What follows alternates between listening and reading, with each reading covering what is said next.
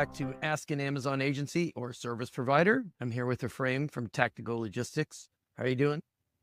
Doing good, Chris. Good to see you. Happy New Year. We haven't talked for over a month, I believe, maybe 2 months. Right. So True. We're in a new year, a new era. that's right. And things have changed since we talked. I think the way brands look at managing their brand on Amazon has changed. How sellers are looking at things like fees, logistics, financial challenges. I think things are changing even while we're talking. It sounds like some of the more exciting stuff that came up in the news lately, I'll save for the end. But for the moment, why don't we kick it off talking about the kinds of questions you're getting from people on using AWD versus the alternative? I mean, is that kind of most of your conversations lately start there? Yeah, a lot of the conversation is around AWD these days. Amazon basically opened up sort of like a 3PL, but it's more or less, you could use it more or less only for Amazon. I mean, they're not going to prepare Walmart order. They're not going to prepare big box store retail. If you have stores or wholesalers that you sell to, they won't prepare these type of things. But the main thing was that it made sense because Amazon has made changes last year in March where you cannot ship to one location anymore. You have to ship it to minimum 5 locations, otherwise you pay a placement fee. So the only way how to avoid the placement fee and ship it to one location was to use AWD.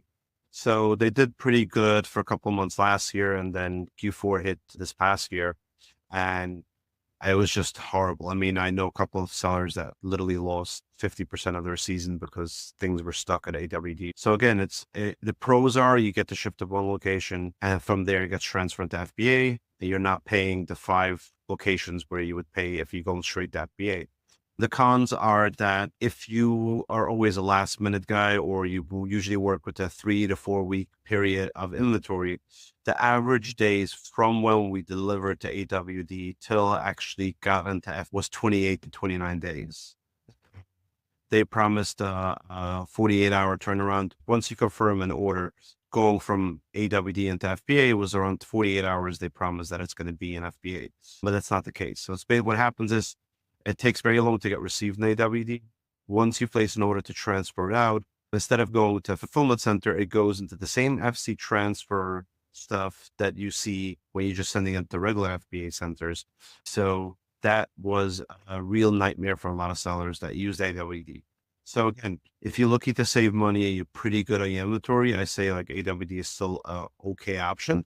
But at the same time, don't put your eggs in one basket. You need to have a backup plan. And the backup plan is like, for us, like we are a backup plan, or you have your own garage, your own warehouse, your own location. Never ever send all your product into AWD.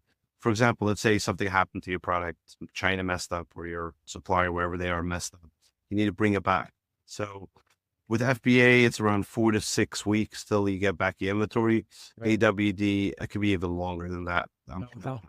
Also, like they lose product, there's no proper reimbursements for AWD lost product. But there's a lot of issues Amazon has. They're really good at pushing a new division or a new service, and it's not perfected and it's not really done properly. And the minute they get overwhelmed, things become just like any other of Amazon services where you get backed up. So that's my piece of advice. If you could afford it, your margins are there, avoid it completely. But if you do want to use it because it makes sense for you price wise, then always have a plan B. It's super important, especially in Q4 or whenever you have seasons. If you have back to school season or summer season, any of these higher seasonal guys that sell more in certain times, always make sure you have a backup plan. And I was smiling when you said diversify, because I think we're all talking with people all the time about diversifying, not putting all your eggs in the Amazon basket in the general and the bigger picture, right? People are just afraid of like sudden fee increases that aren't fee increases. Of course, we know people are afraid of losing their accounts or losing their top selling ASIN, but are they just talking about Walmart? Are they talking about multi-channel fulfillment? What is the alternative to putting all their eggs in the Amazon basket? Right. So where I see a lot of traction lately, it's TikTok Shop and people opening up the old Shopify store. Walmart is growing, but they're not even anywhere close to what Amazon is yet.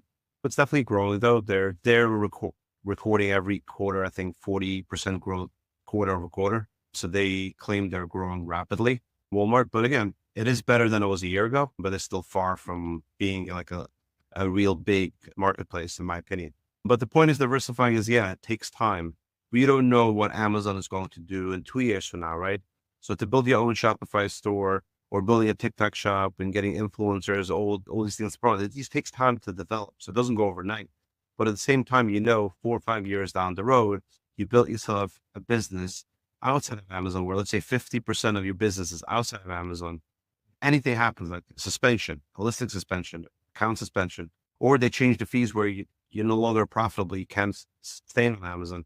You still have 50% of your business is still alive somewhere else.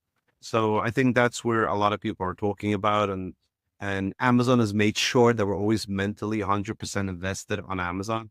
But I think the last 2 years with all the new fee increases, even when they promised last year they won't do increases this year, so they didn't increase FBA fees, they increased AWD fees. So that goes into effect in April, where they're going up in price on AWD fees. So they're always here to increase fees. And obviously we're having a lot of issues with Chinese sellers competing, coming in cheaper. That's hurting a lot of Amazon US based sellers or European Western sellers. So it's very important to have that mindset, is like, enough with how this is running. I keep on chasing after my tail. Let me start building myself an empire outside of Amazon. So 4 or 5 years down the road, the fact is that if you really know what you're doing and you list the product on Amazon and you do well, you could do well much quicker than you would build a Shopify store or TikTok shop or other marketplaces. It's true. But at the same time, if you're patient and you're consistent building other marketplaces out, you have a chance where you can build another piece of your business. Takes a long time to build. That's why people are reluctant, right? Exactly.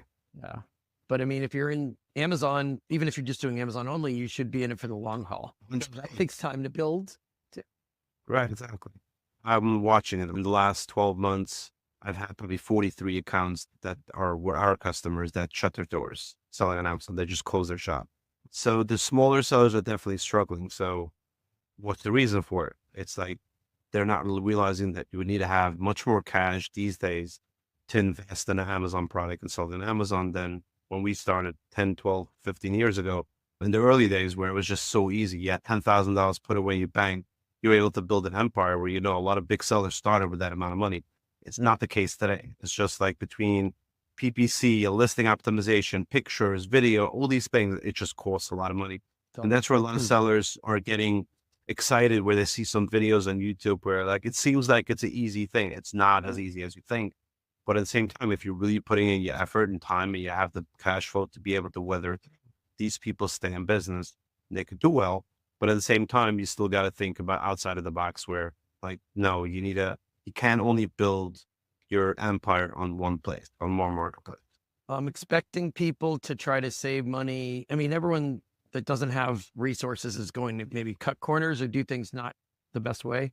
But I'm also expecting people to start doing content, just AI images, AI videos, AI everything to try to cut costs. I mean, is that a legit way to try to, that's not something we do. We're not into A+ content all day long.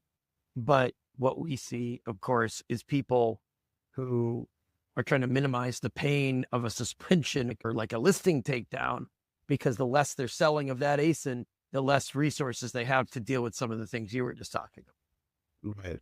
I mean, I see, again, AI is something that has changed in many people's lives. It makes my life easier a lot of times, but not everything is AI. Like we got to use common sense and AI together, where AI will give you as much as you feed the information, or as much as that brain of the AI part thinks. But in Amazon, there's so many little details about listing optimization, pictures, what excites someone, what doesn't excite someone. So I still believe that agencies are going to stay alive. You still need them, even though AI is cutting down a lot of their work. Mhm. But I still think that you need that human touch to certain things, especially when you run a big, large corporation where you do 5, 10, 12 million on Amazon a year. Yeah. You can't just rely on AI only. It's just not going to work. Yeah. What other kinds of 3PL questions do you get, in terms of this year versus last year, things that people are changing Q1 or Q2 versus how they did it Q1 or Q2 last year? People are being way more conscious on inventories in a way where Amazon on average used to hold, let's say, an Amazon seller used to have an average 6 months worth of inventory sitting on an average day. That has gone down a bit, where people are trying to watch their cash flow and not spend too much money on inventory. They want to be a little bit more inventory ready, where let's say they'll have a month or two in Amazon, they'll have a month or two in the 3PL. They won't have 5-6 months sitting. So that's what I'm seeing more of a trend. Probably the reason is because there's way less delays on the import side, where like the ocean freight and all that is more consistent since after COVID. So people are risking less. They know like, okay, the ETA is now, the ETD is this date. It's going to probably arrive within a day or two of that time. So what I'm seeing is people are purchasing lesser than they used to, and they're more conscious about their cash flow, because PPC can eat you up. Logistics, warehousing, all that. If you have too much, you eat up your margin. So that's what I see. People are being way more conscious. That's what I'm seeing, that trend too. What else are people thinking? Asking questions about. No, everything's more expensive. Are people shedding staff? Are they reducing their PPC costs somehow and just hoping for the best? I'm trying to identify what people are changing, because it's a competitive environment. It's never going to be less competitive on Amazon. Your competition doesn't magically disappear, so you can't count on that. Amazon fees don't suddenly go away, so you can't count on that. So what are people doing to compensate? That's kind of what I'm asking a lot of people. I don't see any major change. And it's just, that's why it's such a struggle for a lot of sellers. I've met a lot of large sellers. This week, I met 2 sellers that are 8-figure, and then one that's a 9-figure seller I met earlier this week.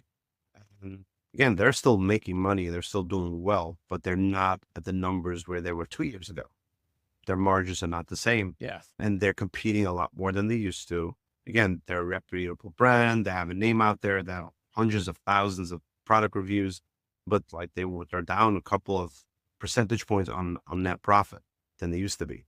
So it's definitely, everybody that's like, what's the game plans? Like, I don't know, because we're talking about like tariffs is a question. Amazon fees is a question. Tariffs might not today, right now, be the worst thing happening to people that they're focused on 24/7, but what about a few months from now? What do you think? It's an unknown territory, because every day things change. So like, for example, the de minimis where $800 was going to be taxed now, that changed because the U.S. customs system cannot handle 5 million packages a day to get processed through customs. So that was going to hurt Temu and Shein. It was going to hurt these marketplaces, but we put it on hold now because just the government system of U.S. Customs Border Control cannot handle it.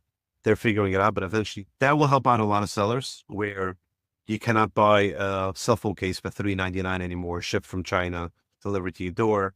You're going to have to buy it on Amazon. So it's, in a way, it helps a lot of U.S. sellers. I think that's a good thing once it's going to go in effect. But the other part is where it's 10% across the board for imports of China. And now today I've seen on the news where we're saying like any country that charges for U.S. goods taxes, we're going to charge them back the same duties. So it's a very tricky time.